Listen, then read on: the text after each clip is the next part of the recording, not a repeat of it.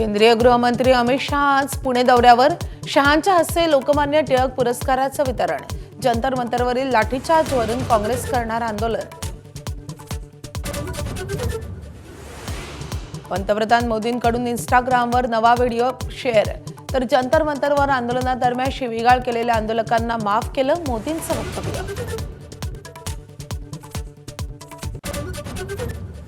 नंदुरबार जिल्ह्याला आज पावसाचा रेड अलर्ट. शाळा कॉलेजला सुट्टी. 2 महिन्यांच्या प्रतीक्षेनंतर दमदार पावसाची शक्यता.